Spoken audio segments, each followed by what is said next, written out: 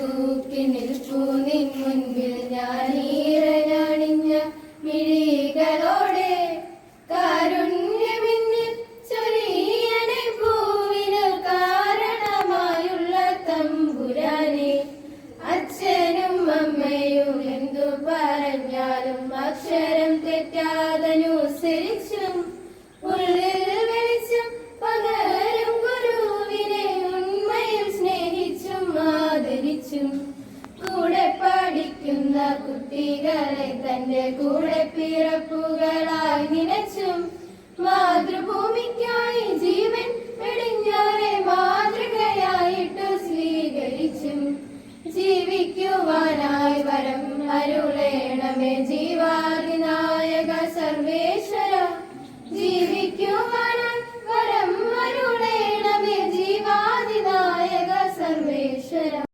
ഞാൻ വായനയിലൂടെയും ഡിജിറ്റൽ വായനയിലൂടെയും വായിച്ചു വളർന്ന് ഭാരതത്തിന്റെ അഖണ്ഡതയും സംസ്കാരവും ഉയർത്തുവാൻ വേണ്ട പ്രവർത്തനങ്ങളിൽ സജീവമായി പങ്കുചേരും. തീവ്രവാദത്തിനും മതമൗലികവാദത്തിനുമെതിരെ പ്രതികരിക്കുകയും മദ്യം മയക്കുമരുന്ന് സ്ത്രീകൾക്കെതിരായ അതിക്രമങ്ങൾ തുടങ്ങിയവയ്ക്കെതിരെ ചിന്തിക്കുകയും പ്രവർത്തിക്കുകയും ചെയ്യും. വിനാശകരമായി വളർന്നു വരുന്ന അഴിമതിയും അനീതിയും തുടച്ചു നീക്കുവാൻ കഴിയുന്ന വിധം പരിശ്രമിക്കും. ഭാരതത്തിലെ നിയമവ്യവസ്ഥകൾ ശരിയാവണ്ണം പാലിക്കുകയും ശാന്തിയും സമാധാനവും സുരക്ഷിതത്വമുള്ള അന്തരീക്ഷം നിലനിർത്താൻ പൂർണ്ണമായി പ്രയത്നിക്കുകയും ചെയ്യും.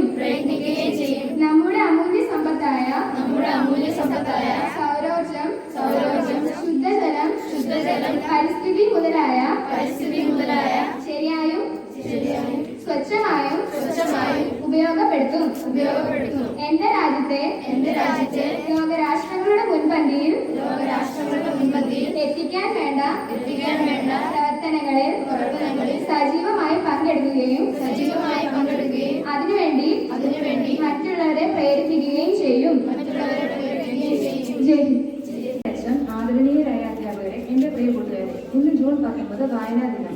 വായിച്ചു വളരുക, ചിന്തിച്ച് വിവേകം നേടുക എന്ന മുദ്രാവാക്യത്തിലൂടെ കേരളത്തിലെ നിരക്ഷര ഗ്രാമങ്ങളിൽ അക്ഷര സംസ്കാരത്തിന്റെ നിറദീപവുമായി സാക്ഷര കേരളം എന്ന സന്ദേശത്തിന്റെ വേരോട്ടത്തിന് സാരഥ്യമേകിയ TN പണിക്കരുടെ ഓർമ്മ ദിനമാണ് ഇന്ന്. കേരള ഗ്രന്ഥശാല പ്രസ്ഥാനത്തിന്റെ സ്ഥാപകനും സമ്പൂർണ്ണ സാക്ഷരതയുടെ ശില്പിയും സൗഹൃദ ഗ്രാമത്തിന്റെ ഉപജ്ഞാതാവുമായ TN പണിക്കരുടെ ചരമദിനമായ ജൂൺ 19 നാം വായനാ ദിനമായി ആചരിക്കുന്നു. വായനയെക്കുറിച്ച് ഓർക്കുമ്പോൾ തന്നെ നമ്മുടെ മനസ്സിലേക്ക് ഓടിയെത്തുന്ന ഒരു കുഞ്ഞു കവിതയുണ്ട്. വായിച്ചാലും വളരും, വായിച്ചില്ലെങ്കിലും വളരും, വായിച്ചാൽ വിളയും, വായിച്ചില്ലെങ്കിൽ വളയും. കുഞ്ഞുണ്ണി മാഷിന്റെ ഈ കൊച്ചു കവിത വായനയുടെ പ്രാധാന്യം നമ്മളെ മനസ്സിലാക്കാൻ സഹായിക്കുന്നു. ഓരോ പുസ്തകവും അറിവിന്റെ അത്ഭുത ലോകമാണ്. ആ ലോകത്തേക്ക് എത്തിച്ചേരുവാനുള്ള വഴിയാണ് വായന.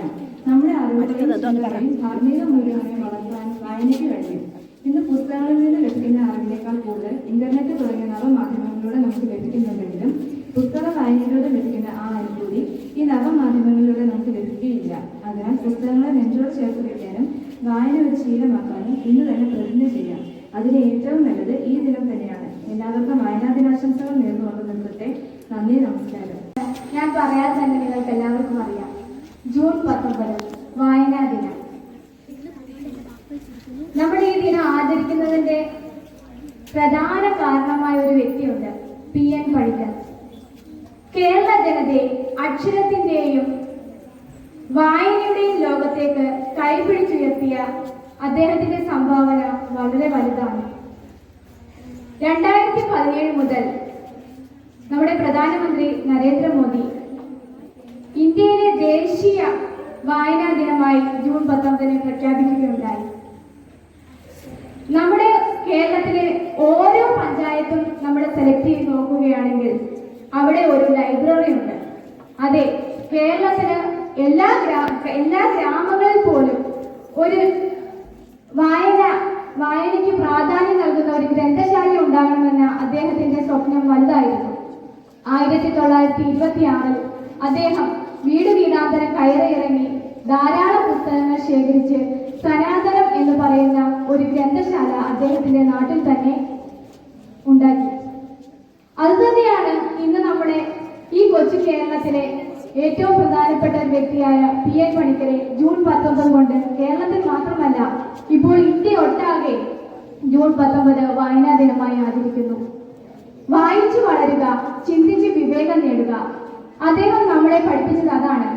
നിങ്ങളും വായിക്കുക, നന്നായി വായിക്കുക, വായിച്ചു വളരുക. വായനയിലൂടെ നമുക്ക് നല്ല ചിന്തകൾ ഉണ്ടാകട്ടെ. നല്ല ചിന്തകൾ നല്ല മനുഷ്യനെ ഉണ്ടാക്കുന്നു. നല്ല മനുഷ്യൻ നന്മകൾ വിതയ്ക്കുന്നു.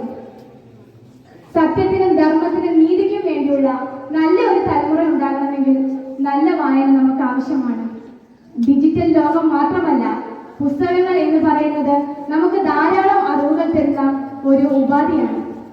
നമ്മൾ വായിച്ചു തുടങ്ങുമ്പോൾ നമുക്ക് വായിക്കാൻ അറിയാം, പക്ഷേ നമ്മൾ വായന തിരഞ്ഞെടുത്ത് വായിക്കണം. നല്ല വായനയിലൂടെ നമുക്ക് നല്ല സ്വപ്നങ്ങൾ കാണാൻ കഴിയും. ഈ ഒരു സന്ദർഭത്തിൽ എനിക്ക് പറയാനുള്ളത് APJ അബ്ദുൽ കലാം. അദ്ദേഹത്തിന്റെ അഗ്നിചിറകുകളിനകത്ത് അദ്ദേഹം പറയുന്നുണ്ട്, പരന്ന വായന അദ്ദേഹത്തിനെ പലപ്പോഴും പല മേഖലകളിലും അദ്ദേഹത്തിന്റെ ലക്ഷ്യങ്ങൾ കൈവരിക്കാൻ പ്രാപ്തനാക്കിയിട്ടുണ്ട്. എബ്രഹാം ലിങ്കൺ, അങ്ങനെ എത്രയോ വ്യക്തികൾക്ക് ഏറ്റവും വലിയ മുതൽക്കൂട്ടായ ഒന്നാണ് പുസ്തകം. വായനയിലൂടെ അതിന്റെ ആസ്വാദനം മറ്റൊരു വസ്തുവിനും നമുക്ക് തരാൻ കഴിയുകയില്ല. ഇപ്പോൾ വായിക്കാൻ ഒരുപാട് ഉപാധി നമുക്കുണ്ട്. ഇപ്പൊ ഡിജിറ്റൽ വായന എന്ന് പറഞ്ഞു, ഇപ്പൊ നമുക്ക് ഓഡിയോ ആയിട്ട് ഓരോ നോവലുകൾ കിട്ടും അല്ലേ? നമുക്ക് ബഷീറിനെ അറിയാം, MT വാസുദേവൻ നായരെ അറിയാം ഇല്ലേ? അങ്ങനെ എത്രയോ എത്ര സമ്പത്താണ് നമ്മുടെ കേരളത്തിൽ വായനയുടെ പിന്നിലുള്ളത്. അവരുടെ എല്ലാം ഓരോ വായനയിലും നമുക്ക് നല്ല കാര്യങ്ങൾ ഒരുപാട് ആസ്വദിക്കുവാൻ കഴിയുന്നതാണ്. അപ്പൊ എന്റെ കുഞ്ഞുങ്ങൾ ചെയ്യേണ്ടത് ഇത് കേവലം ഒരു ദിനാചരണം എന്നതിൽ ഒതുങ്ങാതെ നല്ല പുസ്തകങ്ങൾ കണ്ടെത്തി നന്നായി വായിച്ച് നല്ല ലോകത്തിലേക്ക് നമുക്ക് ഒരുമിച്ച് കടക്കാം. അക്ഷരനിധിയിൽ നിന്നും ഞാൻ അറിവിൻ മുത്തുകൾ വാരേണം. പുസ്തകം എന്നൊരു ചങ്ങാതി, ഉത്തമനായൊരു വഴികാട്ടി. പുസ്തകം എന്നൊരു ചങ്ങാതി, ഉത്തമനായൊരു വഴികാട്ടി.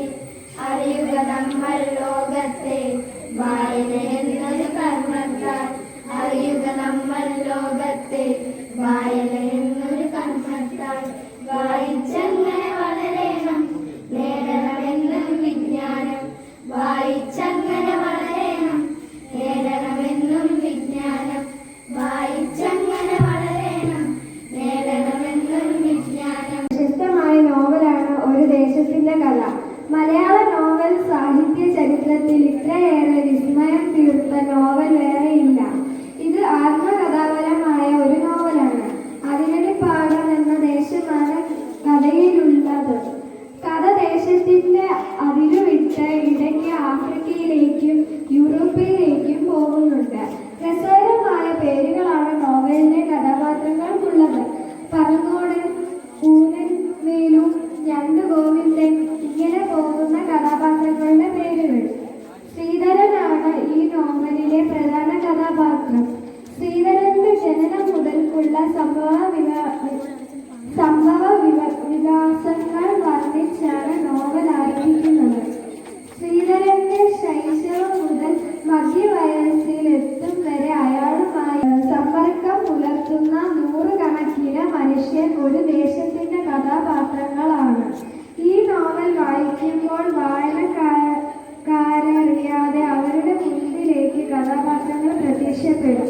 All teachers and my dear friends, today we gather to celebrate Reading Day on June 19th, a day dedicated to the joy and importance of reading.